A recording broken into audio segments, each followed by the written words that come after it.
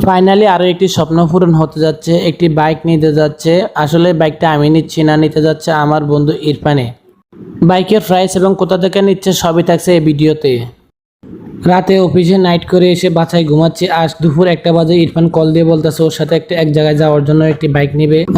এদিকে ইরফান আমার জন্য মেইন রোডে অপেক্ষা করতেছে, ও কিছুক্ষণ পর ফোন দিচ্ছে। তো আমিও একটু হাঁটার পরে ওর সাথে দেখা করে ফেললাম। দেখা করার পরে দুজনে হাঁটতে হাঁটতে গল্প করতে করতে চলে গেলাম কাপ্তাই রাস্তার মাথা। ওখান থেকে আমাদের গন্তব্যস্থানে সিএনজি ভাড়া করে নেব। আর ওখানে যাওয়ার পরে দেখতেছি ওখান থেকে সব জায়গায় সিএনজি যাচ্ছে, কিন্তু আমাদের যে গন্তব্যস্থানে যাবো ওখানে সিএনজি পাচ্ছি না। যাক, অবশেষে একটি বাস পেলাম। বাসে ওঠার পর বাসটি যখন ছাড়ছিল বাসটি যখন ছেড়ে দিল, রাস্তার ভিউ দেখে আমার কাছে খুবই ভালো লাগলো। আর একটু পরে আমরা আমাদের গন্তব্যস্থানে পৌঁছে গেলাম। তো সেখানে আমাকে বাস নামাই দিয়ে চলে গেল আমাদেরকে। তো ভাগ্য নির্মম পরিবেশ, আমরা একটু আমাদের গন্তব্যস্থান ফেলে আমরা সামনে চলে গেলাম। আবার পিছনে ব্যাগ আসতে হলো। যাক, মানুষকে জিজ্ঞাসা করতে করতে আমরা এই দুজন হাঁটতে হাঁটতে আমাদের গন্তব্যস্থানে পৌঁছে পড়লাম। আসলে মদুনাঘাটের গ্রাম অঞ্চলটা দেখতে খুবই সুন্দর। আমি এদিকে রাস্তা দিয়ে হাঁটতে হাঁটতে ভিডিও করলাম এবং চারদিকে তাকালাম, খুবই ভালো লাগতেছে আমার কাছে। আর একটু পরে আমরা বাইকের শোরুমের সামনে চলে গেলাম।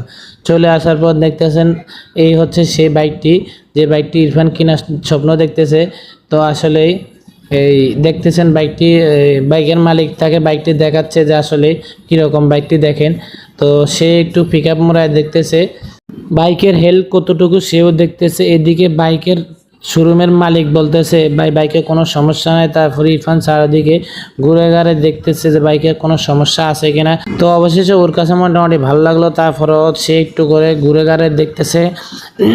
এদিকে বাইকের মালিক তাকে বলতেছে যে বাইকের উপর ওঠেন, একটু বাইকটা ড্রাইভ করে দেখাচ্ছি। যাই হোক, ও নিজেও ড্রাইভ করার চেষ্টা করতেছে। এদিকে বাইকের মালিক তাকে একটু নিয়ে ঘুরে আসার চেষ্টা করতেছে। তো অবশেষে বাইক স্টার্ট করে তার বাইকের মালিক তাকে নিয়ে একটু ঘুরে আসতে চলে গেল, যে বাইক কি অবস্থা দেখেন ভাই, বাইকটা কতটুকু চলে।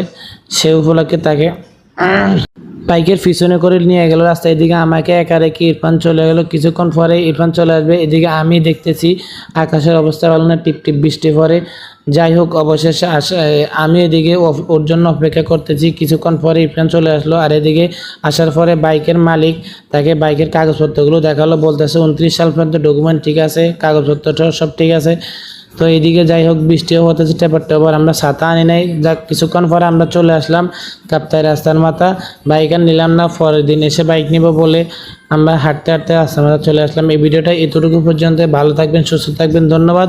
এবং ভিডিওটা ভালো লাগলে একটা কমেন্টস করে দিবেন।